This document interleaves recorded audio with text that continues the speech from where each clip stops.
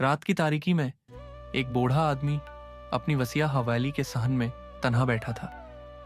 रोशनी मध्यम थी, हवा में सर्दी की हल्की लहर थी और उसके चेहरे पर गुजरी हुई जिंदगी की कहानी रकम थी। ये राजा गजनफर थे, वही राजा साहब जिन्होंने अपनी जिंदगी की मेहनत से इंग्लैंड के शहर शेफील्ड में लोहे की सल्तनत खड़ी की थी। मगर आज वो तन्हा थे। वो 3 बेटे जिन्हें अपने खून पसीने से परवान चढ़ाया, जिन्हें तालीम दिलवाई, कारोबार दिया, वही बेटे अब उनसे मिलने भी नहीं आते थे। उनके दिल में एक ही बात थी कि हमारे वालिद ने हमारी माँ को वो दुख दिए जिन्हें वो बर्दाश्त न कर सकी और दुनिया से रुखसत हो गई। ये ख्याल उनके दिल में नफरत की आग बन चुका था और वो अपने बाप से हर रिश्ता तोड़ चुके थे। राजा साहब के दिल में एक खलश थी, मगर उन्होंने हमेशा दूसरों के लिए आसानियां पैदा की। उनका उसूल था कि जो भी हाजत हो, इसके लिए आसानियां पैदा की। मंद आए उसकी मदद करो।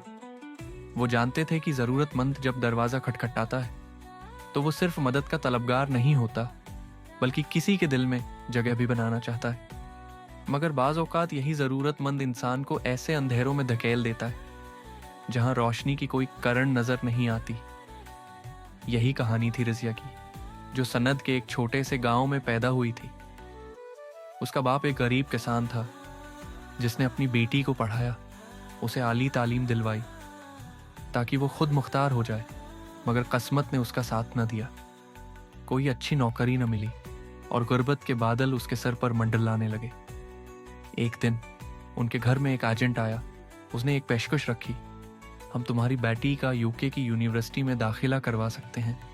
निकाह एक बरतानवी शहरी से होगा, तुम्हें भी पैसे मिलेंगे और तुम्हारी बेटी भी बाहर जाकर अच्छी जिंदगी गुजारेगी।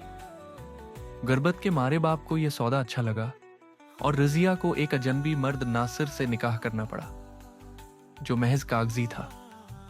यूके पहुंचने के बाद नासिर ने उसे छोड़ दिया और वो अकेली रह गई। उसका वीज़ा महदूद मुद्दत के लिए था और अब उसे कोई ऐसा सहारा चाहिए था जो उसे यहाँ हमेशा के लिए रख सके। यही तलाश से राजा गजनफर के दरवाजे है तक ले आई। एक नई चाल। रज़िया एक ज़हीन लड़की थी। उसने जान लिया था कि राजा साहब एक नेक दिल और नर्म मजाज इंसान है। वो उनके करीब होने के बहाने तलाश करने लगी। कभी घर का पका हुआ खाना लेकर जाती, कभी अपनी कहानी सुनाती और आहिस्ता आहिस्ता राजा साहब की जिंदगी में शामिल होने लगी। राजा साहब, जो हमेशा से दूसरों की मदद करते आए थे, उसकी मुश्किलात को देखकर नर्म पड़ गए। वो हर महीने उसे पैसे देने लगे, उसके अखराजात उठाने लगे और यहाँ तक कि उसके लिए नौकरी का बंदोबस्त भी कर दिया। मगर रज़िया की नीयत कुछ और थी। राजा साहब, मुझे आपसे मोहब्बत हो गई है। ये जुमला एक बूढ़े आदमी के दिल में जलती हुई तन्हाई की आग को हुआ दे गया। राजा साहब, जो 17 साल की उम्र में पहुंच चुके थे, एक जवान खूबसूरत लड़की की इन बातों में बहक गए। ये मोहब्बत नहीं थी, ये बस एक चाल थी। और ये चाल इतनी कामयाब रही कि राजा साहब ने उससे निकाह कर लिया, एक अलग घर ले दिया, गाड़ी खरीद दी और हर माह हजारों पाउंड इसके हवाले करने लगे। बेवफाई का वार रज़िया की ख्वाहिशें बढ़ती गईं और अब उसे राजा साहब की दौलत पर मुकम्मल कब्जा चाहिए था। एक दिन उसने राजा साहब की असल बीवी बरकत से राब्ता किया और उसे सारी हकीकत बता दी।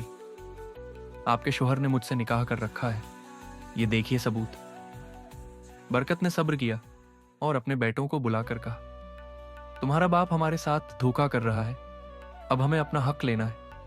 बेटों ने पहले ही अपने नाम पर फैक्ट्रियां करवा ली थीं और अब वो बाप से मुकम्मल कता ताल्लुक कर चुके थे। बरकत ने राजा साहब का सामना किया और जब राजा साहब ने झूठ बोलने की कोशिश की तो उसने वो तमाम तस्वीर, वीडियोस और सबूत उनके सामने रख दिए। ये वो लम्हा था जब राजा साहब को एहसास हुआ कि जिसको अपना समझा वही सब है से बड़ा दुश्मन निकला। अंजाम, तन्हाई और पछतावा। बीवी ने तलाक ले ली, बेटों ने साथ छोड़ दिया और वो हवेली जहां जिंदगी की रौनकें थीं, एक वैरान किला बन गई। रज़िया ने भी राजा साहब को छोड़ दिया क्योंकि उसकी नज़र दौलत पर थी, ना कि मोहब्बत पर।